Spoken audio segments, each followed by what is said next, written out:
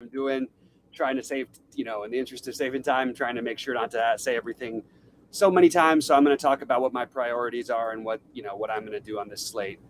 The biggest question mark for me is exactly how healthy Gaussman is. He's missed a couple. Well, he's missed. Let's be realistic about it. What has it been? 2 starts, so 10 days, 12 days since he got hit in the foot. I think pitching against this incredibly weak KC roster is really appealing, especially at 8,600 on DK. I think that's probably where I'm going to be the heaviest on my pitching, even with the concerns, along with Rodon. But I really do like Gaussman, and I really like the Blue Jays. And the Blue Jays I don't think are going to be anything sneaky anymore. The run total jumped when we see the. Can we just say for a second we could say who the best teams and the worst teams are? Is the dumbest team in the MLB KC? Are they really that stupid? Like, I don't care. Like, I don't care what your personal beliefs are or whatever. At some point, if you're gonna try to make a living and be a successful baseball team, you can't have your whole team not be vaccinated and expect to go travel places. We learned this with Kyrie in basketball, and now we have to go through it in baseball again. And it's just really stupid. But I'm having a very hard time not getting to a ton of Blue Jays here, and with Gaussman as a pitcher. So that's where my priorities start on this slate: are Gaussman and the Blue Jays playing against a AAA team, basically. And maybe you could even say some of the guys AA. I think your next stop is Atlanta, and they're going to be fairly popular. I think the Dodgers are extremely viable against Hudson, kind of pitcher they should have some luck with, especially on DraftKings. They're going to be very low owned because of the pricing and the lack of having really, really gone off and taken down a slate. So those are my priorities: are the Jays 1, Braves 2, Dodgers 3, and then I will be mixing in Cleveland and Houston, especially Houston, as my priority stacks tonight. My other pitchers, I said Rodon and Gaussman. I like McKenzie, Carrasco. I like an unowned Gray today, Sonny Gray. I think that he's getting a little too overlooked on this slate. And then I'm gonna go for some dumpster diving with a little bit of Cutter Crawford and a little bit of Keegan Thompson. No one's gonna play this, and I just think there is some reasonable chance. Look at Keegan. I mean, Keegan Thompson has been really good. His pitches are up in the mid 80s now in terms of total pitches. He's flashed some pretty good strikeout stuff with 7 or more strikeouts in 4 out of his last 5 games, and he's 5,800, which allows you to pay up for those bats that I was talking about. So I really think that's a really good way to go. But I don't think there's a whole lot of ways to go crazy wrong at pitching because there's so many good options. Now, some of the guys are going to have down games, but I'm mostly siding with, outside of Rodon and Gaussman, who will be the most popular, I'm mostly going to side with the guys who are going to be a little lower on, the Framber Valdez, the Cutter Crawford. I mentioned Keegan Thompson, Carlos Carrasco. I do like McKenzie and Cortez as well as Burns, but those guys are going to be a little bit more popular. So that's what I've got for right now. Pop in your questions. Let us know when you're here, whenever you get a chance, and we'll talk about we'll talk through everything, because I really, really like the idea of just keeping it tight today, overloading my bats with Toronto, the Dodgers, and the Braves, and then mixing in the pieces of Cleveland and Houston. And then I'm just going to mention I'm playing a ton of Jonathan Aranda, who's batting cleanup for the Rays at 2K. And I'm playing a fair bit of Tyler Walls, who's 2,100, and I'm using him mostly at shortstop with Aranda. You should see pretty high ownership on Cano. I think this is a totally legitimate pivot, considering one's batting cleanup, Cano's batting 8th. I understand I like the Atlanta stack, so keep Cano in those. But I do think playing some Aranda and Walls makes some sense for some value. And DK, Gaussman, Edmund, or Wright Espinal? That really depends on the rest of your lineup. So you're not playing Espinal as a one-off. You're obviously playing as a stack. So if it's a Blue Jays stack, no matter what, Gaussman is the answer for me. I'm fine with Wright at low ownership, but I would rather play Gaussman against a AAA team. I don't look at 2v2s with a pitcher and one hitter unless they're part of stacks, so I can't really answer that question, because Espinal, you're never playing Espinal as a one-off. Tommy Edman, I wouldn't highly recommend as a one-off either, so I don't know. Tommy Edman's been absolutely horrendous this season, especially lately. I have no problem if you want to play him. I don't see it as like a spot where I'm trying to get Tommy Edman into the lineups. I have whatever 30 lineups. I don't think I have Tommy Edman in one, but if you want to play him, I have no problem with it. I just don't see that as being a decision because it all depends on what you're stacking. So you're only playing Espinal in your stacks. You're not taking a one-off batting eighth for the Blue Jays. So that's the answer to that question, I guess. Hey, sounds good to me, Sharks. And by the way, yeah, I do have my 888. My worst guy is +1, and that's Homa. But I have my second highest owned player, Taylor Gooch, at 42%. I think I have him at, and he is having a great tournament so far. 4 under for the day, only 4% owned. Gotta love that. Cam Smith is my third highest owned player, and he's 5 under, which is beautiful. And then hopefully we can get Fleetwood doing his Fleetwood thing where he makes the cut by 1 or 2 strokes, and then he kills it on the weekend and ends up for the top 5 for you or something like that. That's what I'm hoping for out of Fleetwood. And if those guys do well, I should have a pretty good tournament. I didn't get the note that Eric Van Rooyen and Justin Rose were out. I don't know how I missed that note. So I do have like 18% or some of my lineups are just dead. And that's kind of frustrating because I like both those guys as long shot plays, but I didn't get that word. So, and it's weird because I was up till 1 watching the World Series of Poker and I didn't notice it. So that's a little weird. So, and going over to FanDuel, just talking about some things, I do think Burns is the number 1 pitcher over there, but I like using some Gausman also. But I think that Burns is your number 1 guy. Maybe for me, because I'm not playing him at all on DK, and the savings, he's basically the prices are so close between he and Rodon. I think you just play for, I guess, the highest upside, but I still prefer Rodon today. So I'm sort of stuck on that one. I don't mind which one of those 3 you choose, Gausman, Rodon, or Gausman, Rodon, or Burns. I would only use those guys. I don't mind if you want to go down and try and take a shot on the cutter on the the Red Sox pitcher. Why his name is Cutter Crawford. But that's the only other guy I would consider over there. I just like the prices on everybody else. I like those. It's pretty easy to get everything in. Oh, they didn't withdraw till a few hours after lock. That's even worse. I didn't even miss anything. I thought I made a mistake. I didn't even make the mistake, and they did that. Thanks for letting me know, Brendan. I appreciate that. That's brutal. I hate that shit. And I even played those of you who saw my post in our Discord, I showed that I played like 28% Paul Casey, and he hasn't withdrawn yet. He's -1 for the day. I'll take a bunch of -1s after day 1 on this field, especially for the guys who've played later in the day.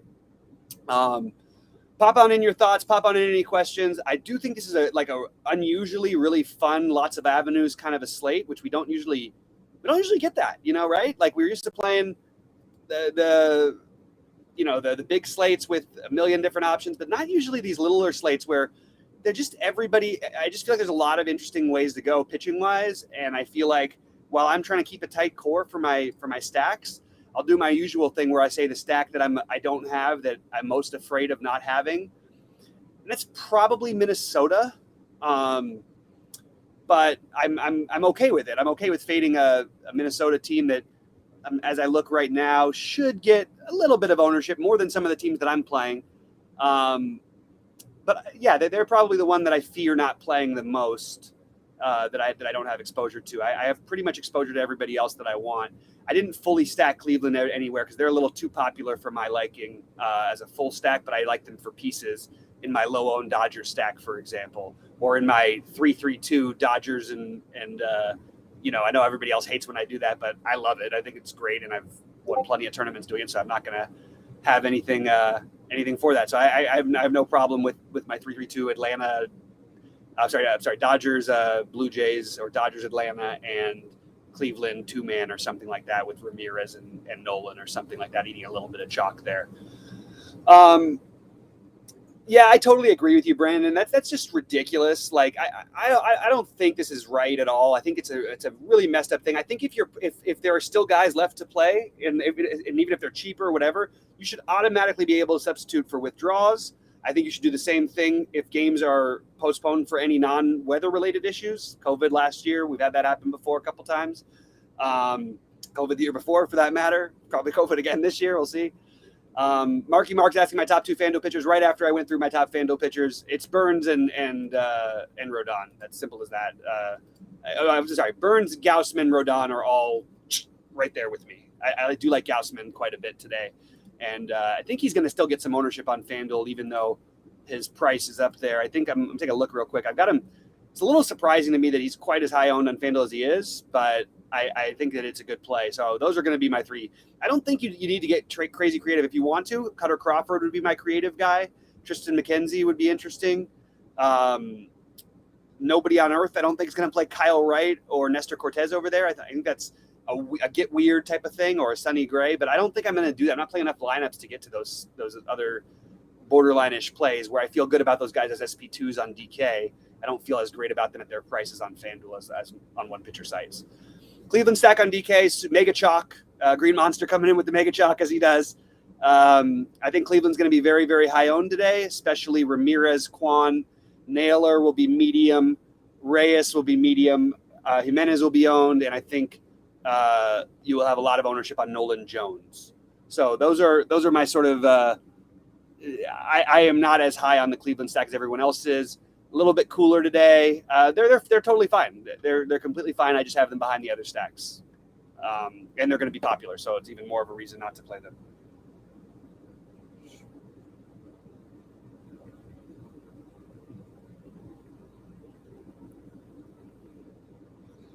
Sorry about that. All right, let's keep going through it. I'm going to look at just get out some player ownership. I've got about 30% Kirk. I've got like 55% Guerrero, which is more than I like for a hitter, so I'll definitely have to lessen that a little bit. Matt Olson being the other one, not getting too crazy with it. I do have some Gurriel and some Astro stacks. I'm using Aranda the most, and Cano I'm spending down at second base because I want to play some decent pitching, and I want to spend all the way up for some hitters. So I am playing some Aranda, and I am playing some Cano. Altuve is the guy I'm spending up for. Third base, Matt Chapman is probably my favorite play. Munson Dodger stacks, Ramirez is a great play, but will be really popular. Tyler Walls is going to be in a number of my shortstop positions. Another place we can save. Trey Turner is my favorite. Jeremy Pena would be after Trey Turner as a spend-up. Acuna is my favorite spend-up outfielder, followed by Springer. I have a lot of Rosario as well. I think you can easily make that Adam Duvall. I like Jake Lamb as a spend down, especially in Dodger stacks, Mookie in Dodger stacks, Jake Myers in Houston stacks, Nolan Jones. If you want to do a mini stack like I'm doing with Cleveland, the 2 and 3 man, that's what I've got there. Teoscar, I've got quite a bit of. Bellinger, I've got some of. Basically, it's going to be the teams that I mentioned that I'm going to be most heavy on, obviously. So that's where I'm at. What's up, Sam? I haven't seen Sam in a little bit. Good to see you, buddy.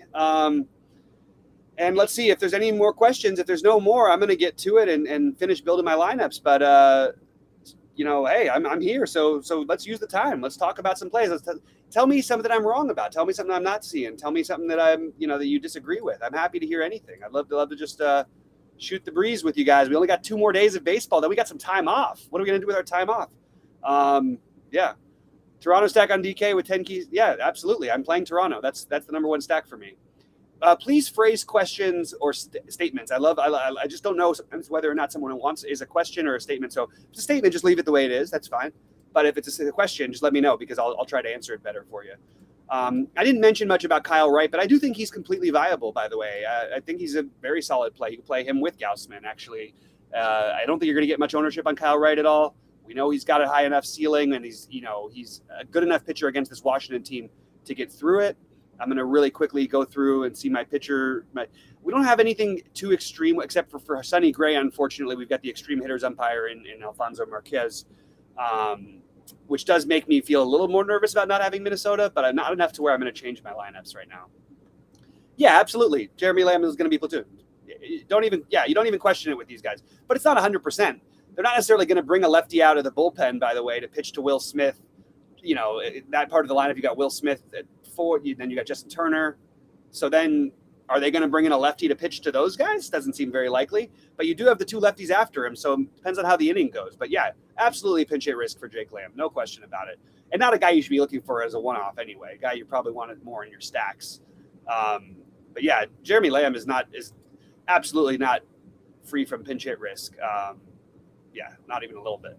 So there is certainly risk there, but they're up by 6 runs. They probably aren't going to change a lot. Maybe if the bases are loaded or something and they bring a lefty in, then you get pinch hit for him, I guess. But I don't think there's any guarantee that he's getting pinch hit for. But there's certainly probably, I would say, at least 30% or so of risk on him.